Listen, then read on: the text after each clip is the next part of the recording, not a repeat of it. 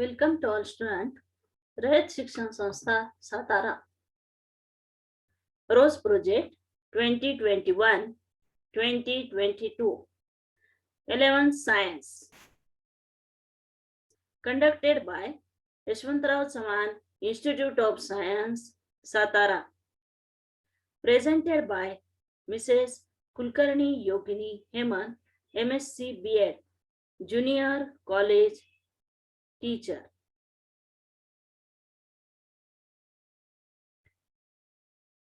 Today we are going to study subject biology from 11th Science, topic number 9, morphology of flowering plants. Lecture number 4.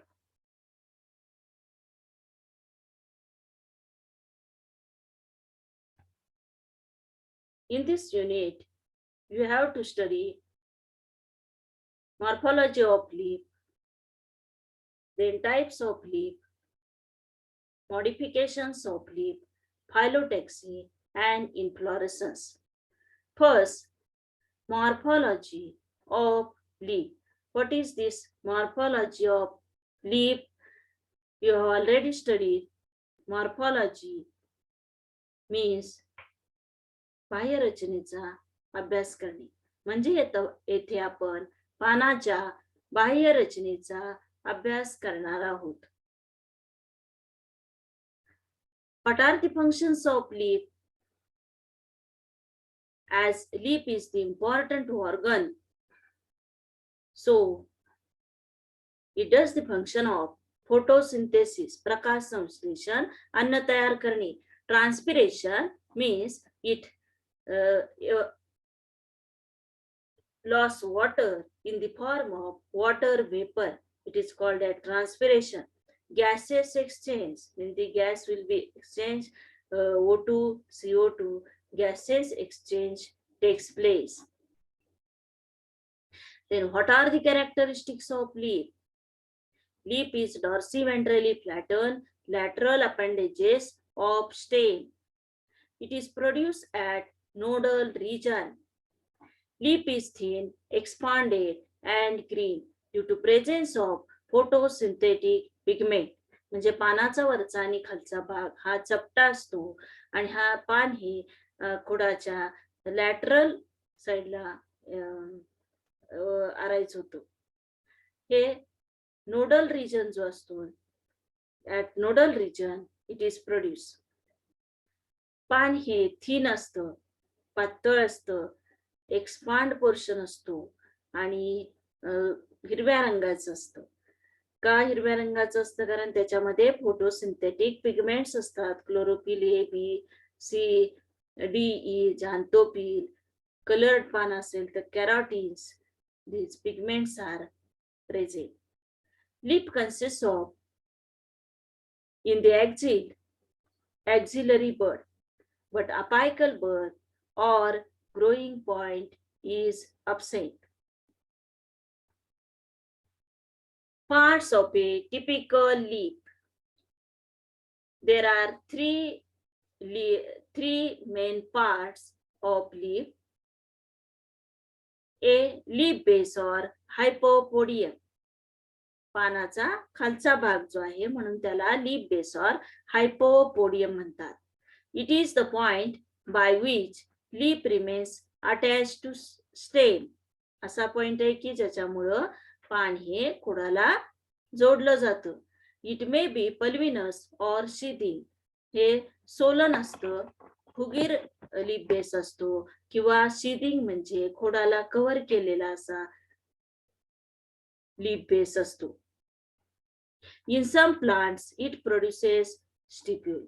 Means in some plants, the lateral at leaf base on either side, lateral appendages or lateral outgrowths are present. These are called as stipules. What is the function of stipule? As it is green, its function is protection. If leaf shows stipule, it is called as stipulate leaf. and leaf without stipule is called as ex-stipulate leaf. Then second part B, petiole or mesopodium. What is mean by mesopodium? Meso म्हणजे मधला भाग आहे पानाचा, म्हणून त्याला म्हटलं जातं mesopodium. It is a part of leaf which connects leaf lamina with leaf base. हा असा भाग आहे की ज्याच्यामुळं लॅमिना हा लीफ बेसला जोडला जातो. A leaf with petiole, पानाला जर देठ असेल तर त्याला म्हटलं जातं petiolate leaf, and leaf without petiole it is called as sessile leaf. What is the function of petiole? Petiole helps lamina to get exposed to light. लाईटला जो लॅमिना आहे, पानाचा हिरवा भाग आहे, तो जास्तीत जास्त एक्सपोज पेटिओल मुळे होतो, प्रकाशाकडे झुकला जातो, आणि त्याच्यामुळं it helps in photosynthesis and also helps in conduction of food material. C part, lamina or leaf blade or इपीपोडियम. हा वरचा भाग आहे पानाचा, म्हणून त्याला म्हणतात epipodium. What is this? Lamina. Lamina, it is thin expanded structure. This lamina does the function of photosynthesis, प्रकाश संश्लेषण, gaseous exchange, gas वायूंची देवाणघेवाण करणं, and transpiration. Then water is evaporate. Loss of water in the form of water vapors takes place through lamina. Then see this structure of leaf. This is a leaf lamina. This is a leaf base. Then मधला देठ आहे त्याला petiole, and this is leaf lamina. Leaf lamina. Lamina may be simple or serrate margin. दात्र्यासारखी margin असते. It contains axillary bud, then lateral outgrowth, stipule, petiole, lamina, apex tip. So this is a part of typical leaf. Then types of leaf. What are the types of leaf? Dorsiventral leaf means dorsal and ventral surface can be easily distinguished. Example, dicot plant. Isobilateral leaf, monocot. Monocot मध्ये आयसोबायलॅटरल leaf असतात की ज्याच्यामध्ये वरची आणि खालची बाजू हे दोन्हीही सारखी असते. So it is called as isobilateral leaf. Centric और सिलेंड्रिकल लीफ, एक्झाम्पल ओनियन और गार्लिक. कांदा किंवा लसूण याच्यामध्ये both the surfaces of leaf can't be distinguished.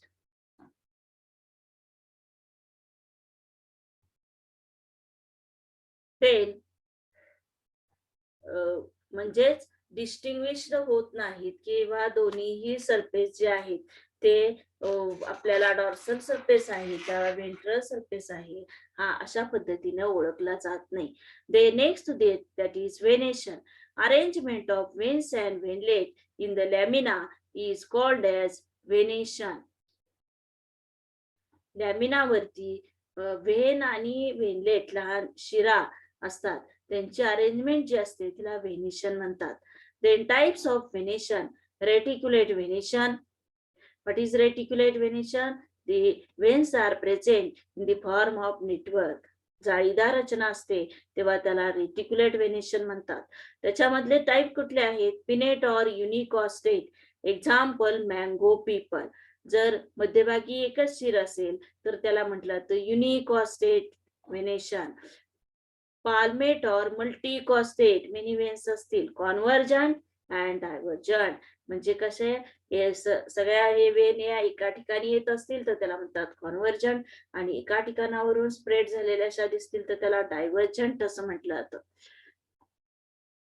C here the dicot leaf, monocot leaf, parallel venation. This is centric leaf. Next Ficus, Cucurbita, Cinnamomum. ही जे आहे युनिकॉस्टेट, मल्टीकॉस्टेट. Here also the reticulate venation दिसते. Cinnamomum Then parallel venation. When the veins run parallel to each other, then it is called as parallel venation. Samantar rachana. Unicostate. Example, cana, banana. Cana मध्ये कर्दळ, banana म्हणजे केळी. ह्याच्यामध्ये युनिकॉस्टेट venation असतं.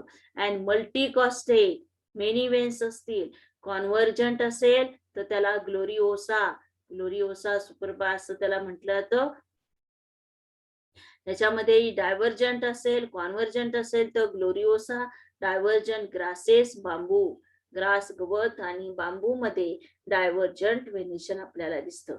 पहिलं आहे ते युनिकॉस्टेट. बघा, सिंगल मिडरिब आहे तर त्याला म्हणतो युनिकॉस्टेट व्हेनेशन. आणि मल्टीकॉस्टेट, मेनी वेन्स अशा पॅरलल एका ठिकाणी मिळतात त्याला म्हणतात कॉन्व्हर्जंट. आणि ह्या ज्या वेन्स आहेत एका ठिकाणावरून अशा पसरलेल्या आपल्याला दिसतात, डायव्हर्ट झालेल्या आहेत, त्याला म्हणतो divergent. Example, grasses, bamboo. The next types of leaf. Simple leaf. Example, mango. What is meant by simple leaf? When leaf shows single entire leaf lamina.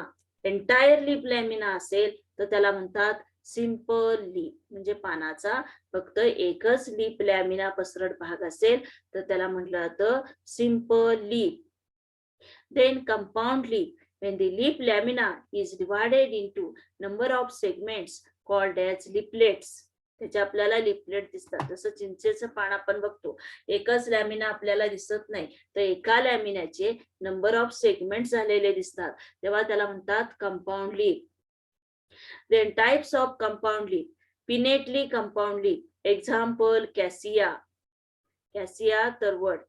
Pinnately compound leaf कसे असतात?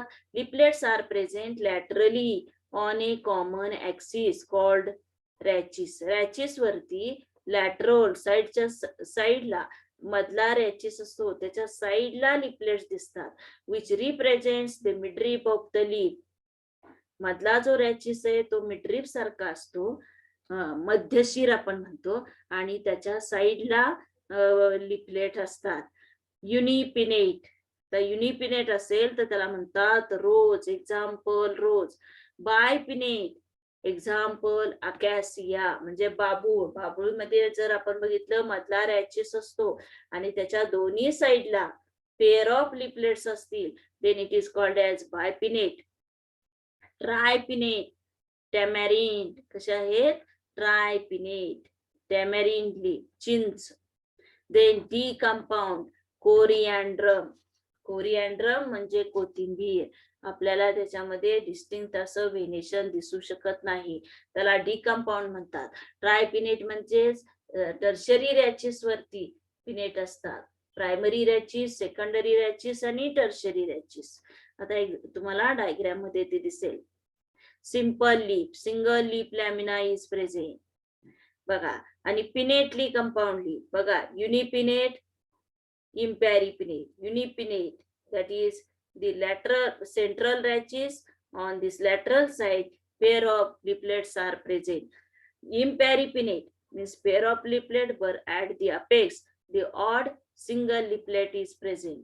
Then bipinnate, say middle rachis, and on this secondary rachis, secondary rachis leaflets are present. Then tripinnate, tertiary rachis वरती हे leaflets असतात. आणि ह्याच्यामध्ये आपलं distinct असं हे करू शकत नाही, त्याला आपण म्हणतो decompound leaf. Then palmately compound leaves. Palmately, palm सारखे असतात, आपला हात कसा दिसतो, palmately compound leaf. Unifoliate. Foliage म्हणजे लीफ म्हणून unifoliate. Single leaflet attached to rachis. Example, citrus. लिंबामध्ये आपल्याला दिसतं single leaflet. Bifoliate, Bauhinia plant म्हणजे बहावा, ह्याच्यामध्ये दोन leaflet attach to rachis. Then trifoliate, that is the 3 leaflets attach to rachis. 3 leaflet रॅचिसला अटॅच झालेले असतील तर त्याला आपण म्हणतो oxalis. Then quadrifoliate, 4 leaflets are attached to rachis. Example, Marsilia. Multifoliate, bombax, more than 4 leaflets attached to rachis. Example, bombax. bombax मोरी तुती म्हणतात. बघा, हे सायट्रस लीफ आहे, विंगेड स्टिप्युल असतो. Single leaflet is present attach to rachis. Unifoliate, bifoliate 2 leaflet आहेत, कुठं रॅचीसला attach झालेले आहेत. इथं 3 लिपलेट आहेत, ऑक्झॅलिस मध्ये 3 लिपलेट्स अटॅच टू रॅचीस. आता इथं 4 लिपलेट दिसत आहेत. क्वाड्रिफोलिएट, 4 लिपलेट्स आर अटॅच टू रॅचीस. आणि मल्टीफोलिएट, 4 पेक्षा जास्ती लिपलेट हे रॅचीसला अटॅच झालेले असतील तर त्याला म्हणायचं multifoliate. Then modification of leaves. First, leaf spine. Example, Zygipus, acacia plant. Second modification, leaf tendrils. Example, sweet pea, gloriosa plant. Third, leaf hooks. Example, bignonia plant. Fourth, phylloid. Example, acacia auriculiformis. त्याला Australian बाबूळ असं म्हटलं जातो. A point, leaf spine. What is this leaf spine? Sometimes entire leaf is modified into spine. पूर्ण पानाचं रूपांतर हे spines मध्ये, काट्यामध्ये झालेलं असतं. एक्झाम्पल, अपुन्शिया, पानांचं रूपांतर काट्यामध्ये झालेलं असतं, त्याला म्हणतात लीफ स्पाइन. आणि स्टेम त्याच्यामध्ये ग्रीन असतं. और margins of leaf become spiny. Agave घायपात जर आपण बघितलं तर त्याच्या फक्त मार्जिन्स रूपांतर काट्यामध्ये झालेलं असतं. और स्टिप्युल्स मॉडिफाइड इनटू स्पाइन. बाबूळ जर आपण बघितली तर बाबूळ जे आहे त्याच्यामध्ये stipules are modified into spine. Also, next example, Zygipus. Zygipus, झिजुबा म्हणजे बोर. बोरामध्ये सुद्धा stipules are modified into spine. So this is a acacia plant. हे अकॅसिया प्लांट आहे. ह्याच्यामध्ये हा जो आहे तो स्टिप्यूल आहे. आणि ह्या स्टिप्यूल हे लीफ झालं. लीफच्या खालचा जो पार्ट लॅटरल आउटग्रोथ जो आहे त्याला स्टिप्यूल म्हणतात. आणि ह्या stipule modified into spine. Then next point, leaf tendril. What is mean by tendril? आपण याच्यामध्ये स्टेम टेंड्रिल सुद्धा स्टडी केलेला आहे याच्या आधी. तर इथं जे मॉडिफिकेशन आहे ते लीफ टेंड्रिल म्हणजे पानाचं टेंड्रिल मध्ये रूपांतर झालेलं असतं. टेंड्रिल म्हणजे काय, तर वायर सारखं स्ट्रक्चर असतं, wire like coiled structure. Tendril म्हणजे तणाव असं म्हटलं जातं की ज्याच्या साह्याने it helps the plants in climbing. So in some weak stem. आता हे कशामध्ये असतं टेंड्रिल, तर ज्या प्लांटचं स्टेम खोड हे वीक असेल, अशक्त असेल. Weak stems for providing additional support. Leaf, leaflet or other part modifies to produce thin, green, wiry, coiled structure called as leaf tendril.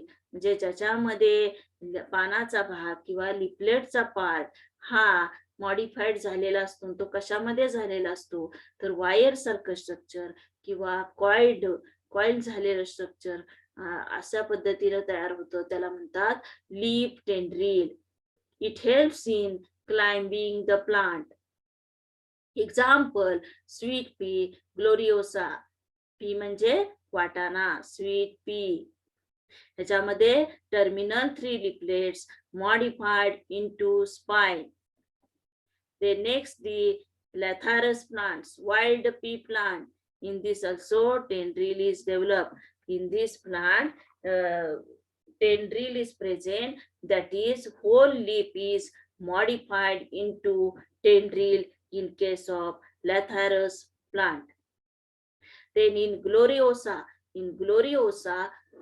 leaf tip tendril is present. बघा हे हा क्वेश्चन MCQ ला वगैरे सुद्धा विचारतात. Leaf tip tendril example is that is Gloriosa. त्याचा पानाचा टिपचा वरचा टोकाचा भाग हा टेंड्रिल मध्ये रूपांतर झालेला असतो. देन लीफ हुक्स म्हणजे तसंच त्याच्यामध्ये आणखी एक एक्झाम्पल आहे स्मायलॅक्स. स्मायलॅक्स मध्ये stipular tendril is present. Then leaf hooks. Hooks म्हणजे जसं अडकवण्यासाठी हुक्स वापरतात त्या पद्धतीनं त्या हुकचा उपयोग हा क्लिंग म्हणजेच थोडस क्लिंगिंग लोंबकळण्यासाठी अडकवण्यासाठी असा त्याचा यूज होतो. So in plants like Bignonia unguis cati, cat snail, त्याला कॅट स्नेल म्हणतात मराठीमध्ये. बिग्नोनिया म्हणजे वाघनकी. The terminal leaflets gets modified into 3 steep curve structure झालेला असतो and pointed hooks. This helps to cling over bark of tree. म्हणजेच झाडाच्या जी साल असते ह्या सालीला ते अडकून लोंबकळले जातात. बघा हे 3 लिफलेट्स आर कर्व सारखे झालेले आहेत. कर्व तयार होतो. 3 leaflets are modified into hooks. Example Bignonia. In Marathi त्याला वाघनकी असं म्हटलं जातं. Then phyllode it is the modification of petiole. ह्याच्यामध्ये काय असतात, पानं ही रेड्यूस होतात किंवा पानं लवकर गळून पडतात. त्यामुळं पानाचं कार्य हे कोणाला करावं लागतं तर पेटिओल.